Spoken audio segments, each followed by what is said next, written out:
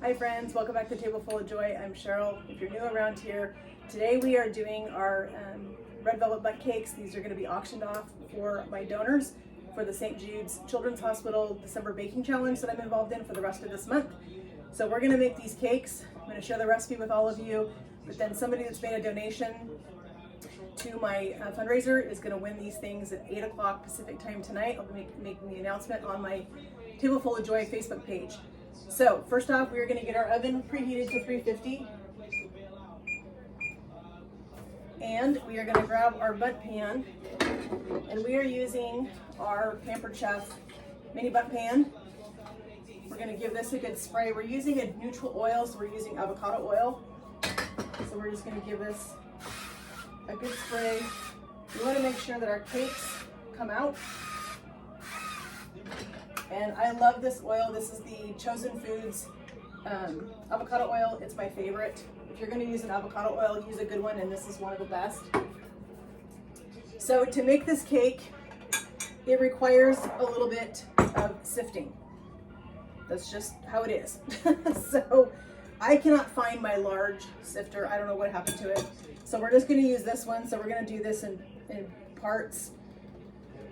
So we'll do part of our flour, we'll do part of our sugar, and we'll do 1 tablespoon of our cocoa powder, and then we'll do the rest of the cocoa powder and the rest of the flour and the sugar with our baking soda and our salt.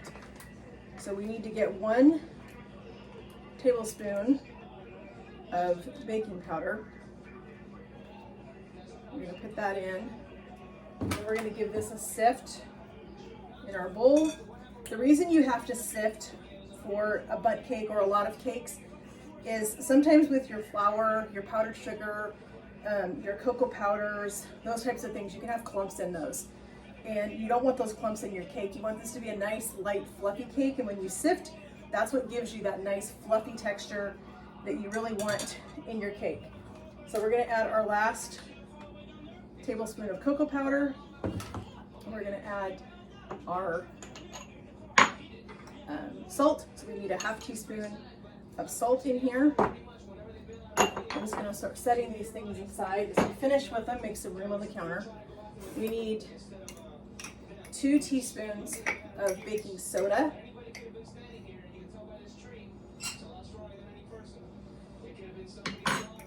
And then we can add in some more of our flour and our sugar. Add a little bit more sugar, a little bit more flour. Red velvet cake is really not hard. A lot of people are intimidated by it, but it really isn't a hard thing to make. It's super, super easy once you have all your ingredients. I like to have, that's why I have a lot of measuring cups in my kitchen, because before I start to bake something, I like to take it takes me 5 minutes to do all of my measuring so that it's all done, so that once I get ready to start making it, all I need to do is just grab the measuring cups. Oh, our oven's ready. And throw everything in the bowl and mix it up, and you're ready to go. Yes, it creates a little bit of extra dishes, but I am totally fine with that. I would rather do that than have to think about it once I start making it, especially when I'm doing videos for you guys. I like to have everything pre-measured out and ready to go so that I'm able to talk to you and not have to think about math or think about measuring something. So we are almost done. You can see how light this is coming out of our sifter. This is what's going to give us a really, really tender, really, really moist cake. So I am super excited about this. I'm excited to see who gets these tonight. I'm excited to announce the winner later tonight. Some lucky person is going to get these. Last week we auctioned off our sugar cookies that we decorated. That video is coming up soon. And our person that won those, I saw her last night, and she was super excited to get to have those. All right, so we have our dry ingredients there ready to go. We're going to put our 2 eggs in our mixing bowl. We have our paddle attachment on our mixer. We're going to crack this in. Making a little bit of a mess, but that's okay. My hand's a little wipe. All right, so we are going to put in our eggs and our oil. We're going to get those mixing together. We want those all mixed And let's go ahead and put our vanilla in as well. So we need 2 teaspoons of vanilla so that we have lots and lots of really good flavor in our cake.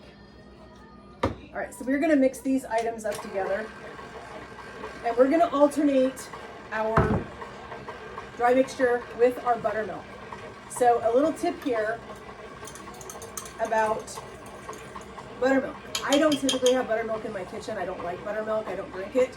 I only use it when I'm baking or when I'm making fried chicken or something like that.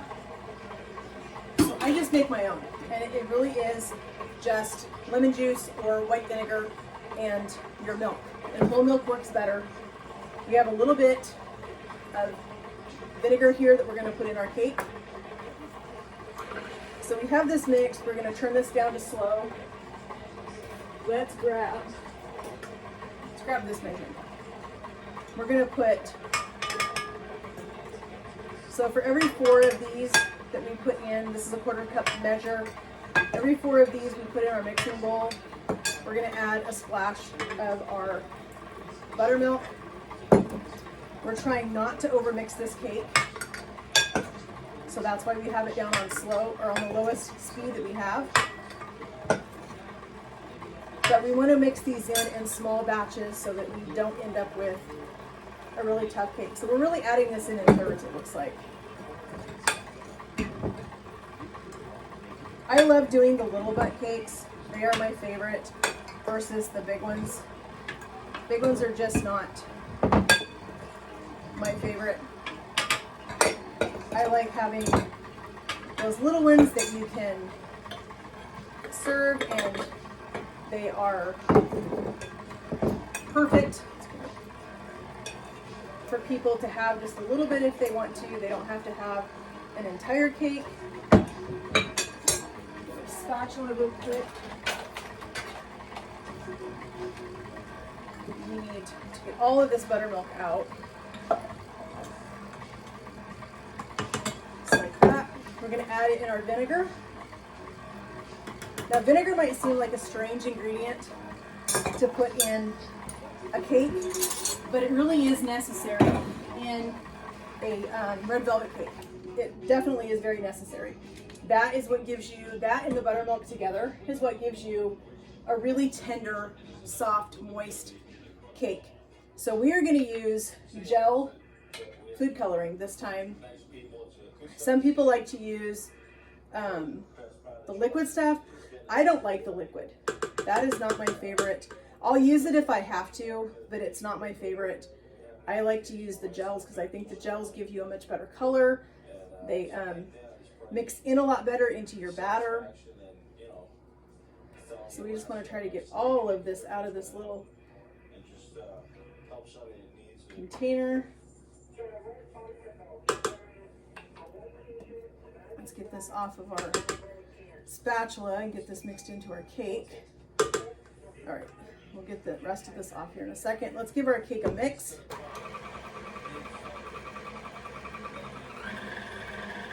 Turn that up just a hair. All right, so now we're going to get the rest of this off. Let's use a toothpick.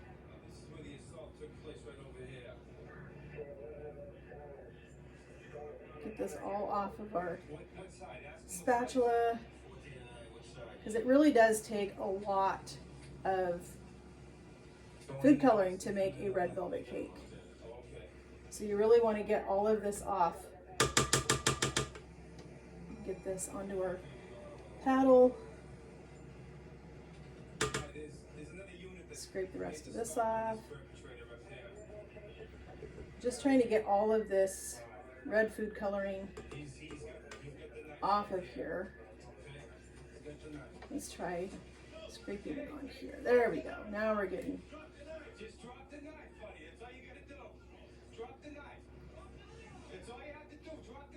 Okay, so let's try not to get red food coloring on every single thing in the kitchen. I did that one time. Big mistake. It was everywhere, and it wasn't pretty. So, all right, let's give this one more mix.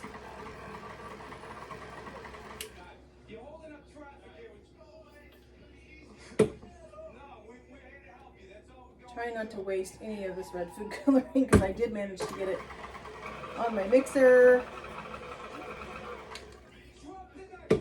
Okay.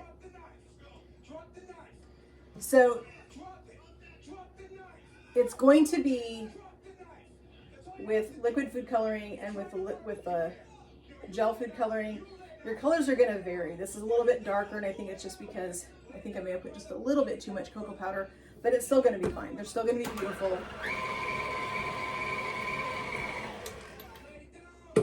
But I think these are going to be good. All right, so we're going to clean up this little mess right here real quick.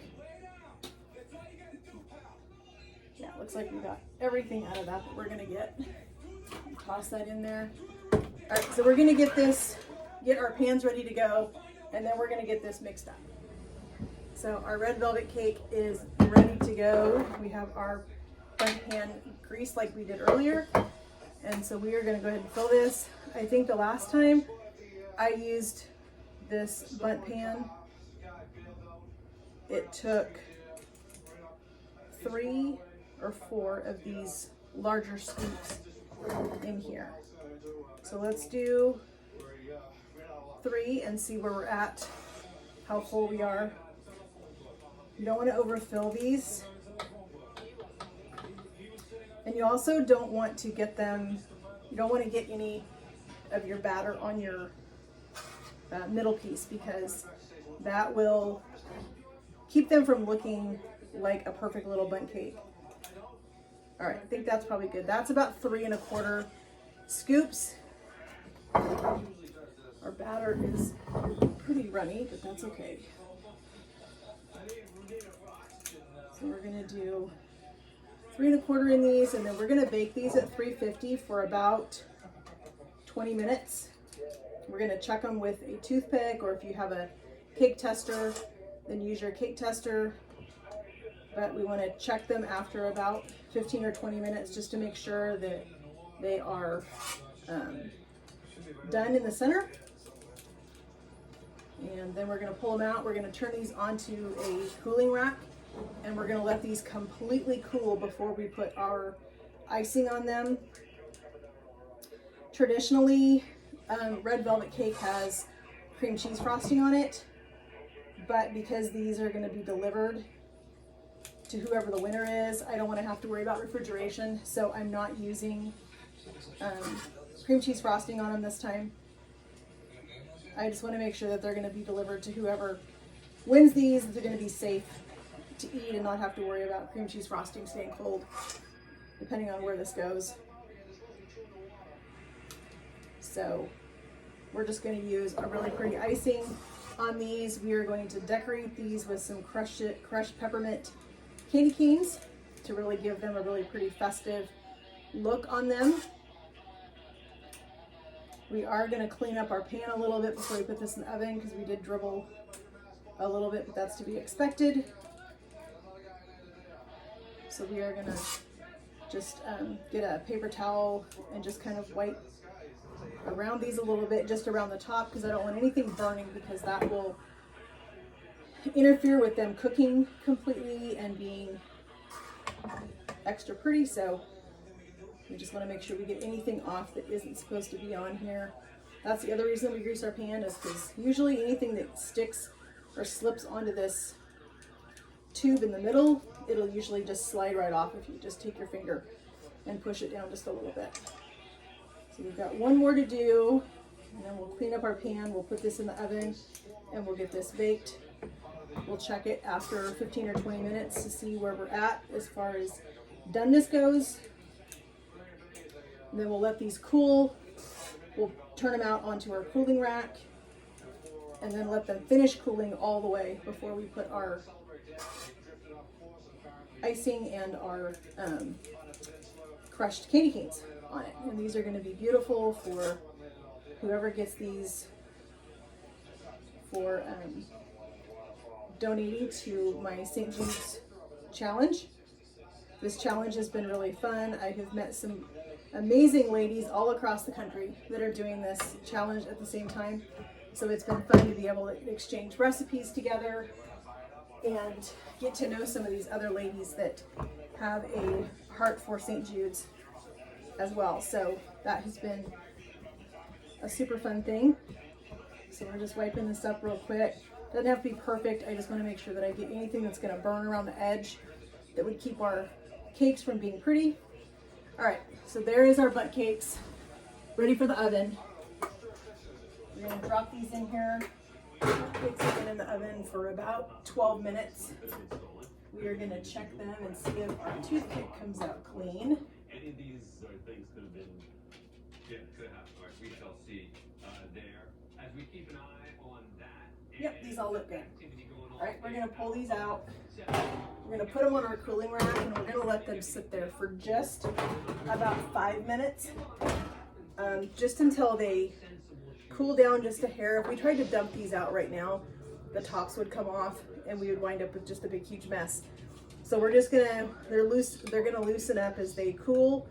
We're just gonna kind of go around them a little bit with our offset spatula just to make sure our sides are loose, make sure everything is loosened up. Just kind of poke around this little center tube piece just to make sure that we're nice and loose. No matter how careful we try to be with our batter, we always end up getting a little bit of batter around that tube piece there in the center, and I don't want that to stick when I go to dump these out. But they really do need to cool for a couple of minutes before we decide to dump them out onto our cooling rack. Now they're gonna have to cool completely before we do our icing, and I've been debating what I was going to do as far as icing goes on these. Like I said before, I'm not going to do a cream cheese frosting because I don't know who's going to win these tonight in our auction, so I don't want to have to worry about shipping these things if they're going to get shipped with cream cheese frosting that really should be refrigerated. I'm trying to worry a lot about safety, so I'm just going to use just the powdered sugar icing on these. And I thought, since these are Christmas treats, I thought these would be super fun if we did a green and white swirl frosting on them, and then we finished them with our crushed candy canes. I think that would be really pretty, give a little more color, a little more dimension to these.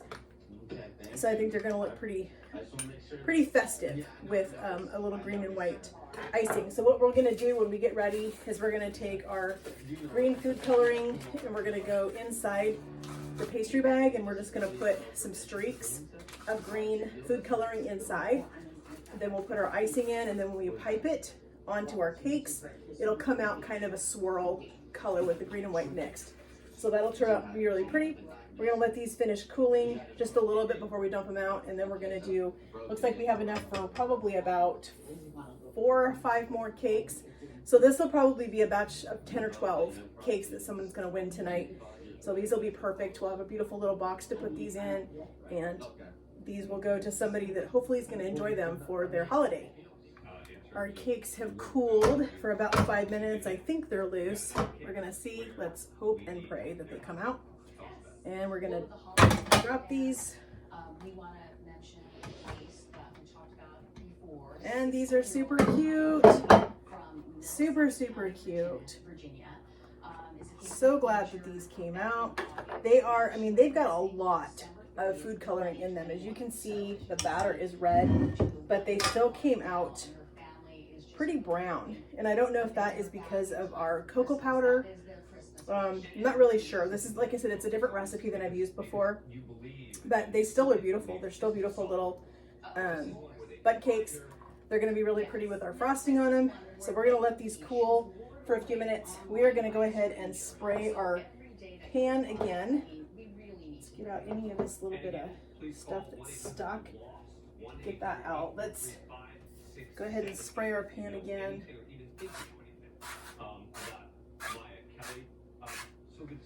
We're going to go ahead and do a few more of these.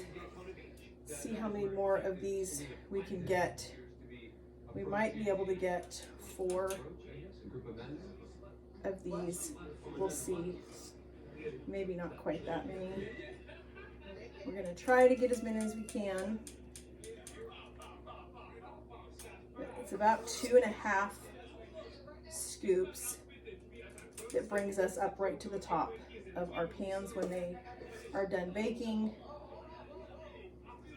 And since we are using only a part of this pan on this next this last batch, we are going to use everything on one end together so that we can put that into the same temperature part of the oven, and that they're going to bake at the same temp. We're not going to wind up with uneven cake.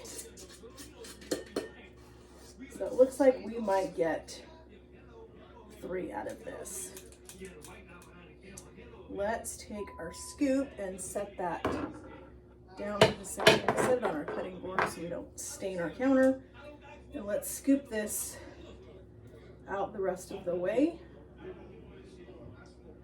So even though they didn't come out as bright red, like I said, I think it really has to do with the kind of cocoa that I used. So we are going to just use our spatula because we have just enough in our bowl to give us one more little bundt cake. So we're just going to polish this off. So at first it was consensual, but Then when we put this in the oven, we're going to put this in with the hottest part of the oven. Put this pan in for the ones that are in here. Those are going to be in the back of the oven so that they bake evenly. a couple weeks ago we did get somebody with a warrant that was sitting out here. Just get the rest of this They're in. usually out here just drinking. We'll scoop our scoop off too. We'll scrape that off. Make sure we get all of that out.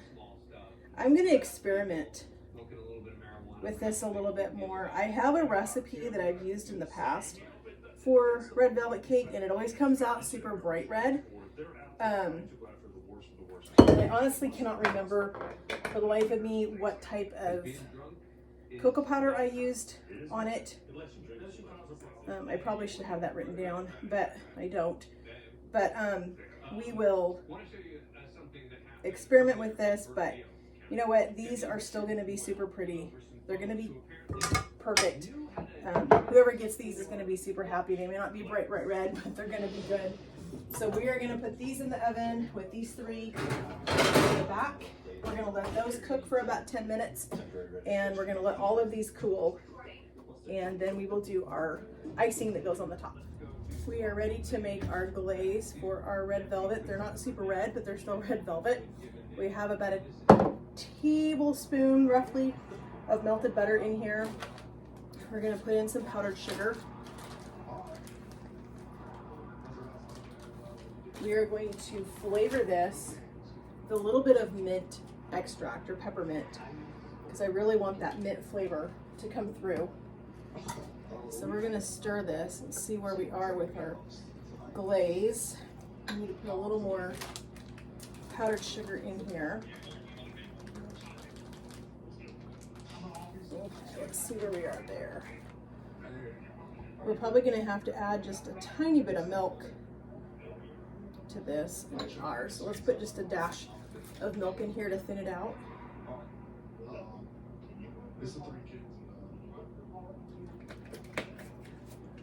Get this mixed up, and if we are a little too thin, we'll just add a little bit more milk. Or if we are still too thick, we'll add a little bit. But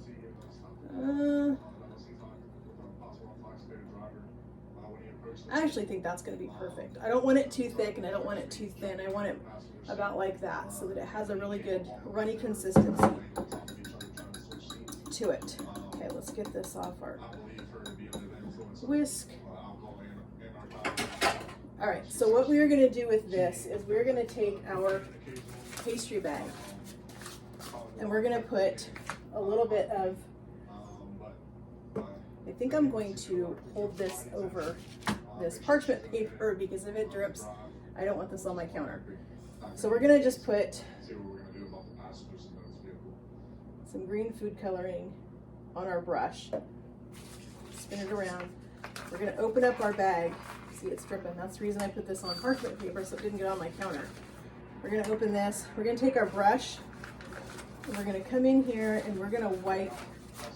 We're just going to do kind of a messy wipe inside so that we can try to maybe get, see if we can wipe this up off of here and get in here and let's, yeah, I don't want this to be super green, but I do want it to have a little bit of green food coloring inside when I put this frosting in, so that we're gonna get a little bit of a tint to it. So it's not super, super green. As you can see, it has just a little bit of green food coloring in there.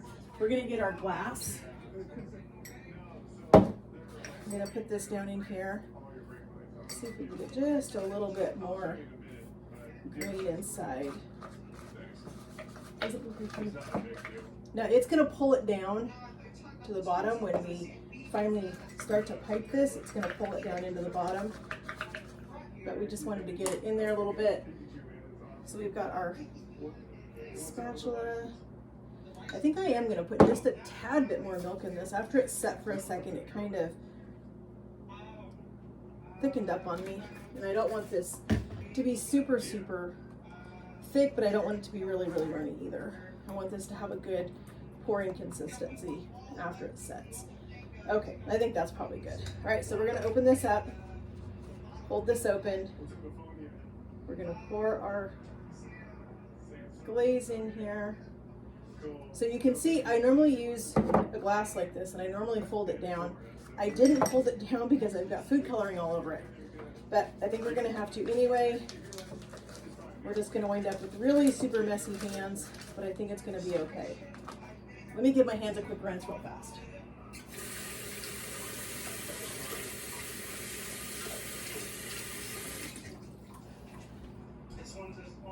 Okay, now let's pour the rest of our glaze into our bag. And then we are going to finish these off with some crushed candy canes. So we're going to have that beautiful red and green Christmas color in our glaze. Okay, let's pull this back up. We're going to push our... Okay, so we're gonna just get right in here to our cakes. And they didn't really, now they're starting to get some green in them. Just like that. Don't worry about any little petty stuff. Why are you so nervous, man? Why are you so nervous, dude? This is my first time in a long time being pulled over. Okay, alright. That's it. Looks like we might have to make a little more frosting because this is taking a little bit more than I anticipated. But I would rather have to make a little bit more than to have a ton of frosting left over. Okay, so we have 4 that we need to still frost, but let's get our candy on these before they start to harden up. I want to have enough peppermint on these while our frosting is still a little bit tacky and it can stick.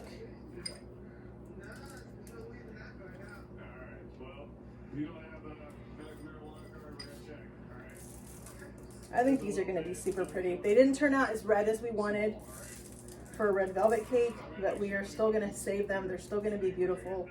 They're still going to be a really pretty cake. They're still going to have a really good flavor. So we're going to get our piping bag put back on our glass. We're going to fold this down a little bit so that it stands up in our glass. Getting ourselves all covered in green, but we're baking. We're actually making food here, so.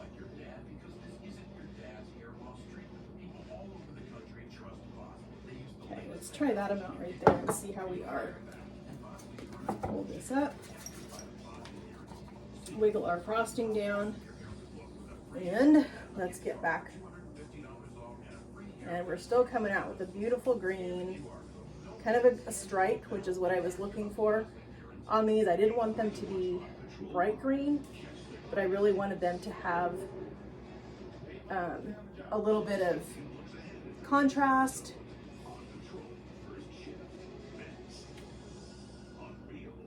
But these are looking beautiful.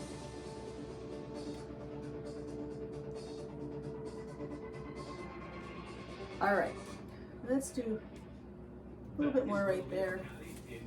Okay, now we're gonna get the rest of our candy. We're gonna come in with the rest of our mints. These are just chopped up candy canes.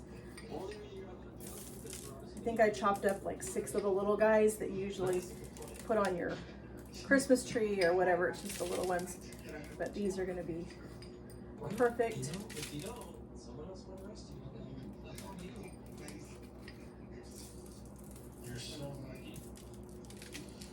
But I think these look really good. These are really pretty. I've got a few little pieces that fell off. Let's just grab those off our board and stick those on. Let me give my hands a quick wash.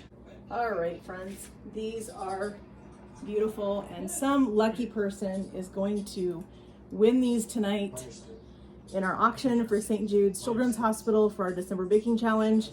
I want to thank you all so much for joining me in my kitchen this afternoon as we made these beautiful little cakes that we're going to auction off tonight.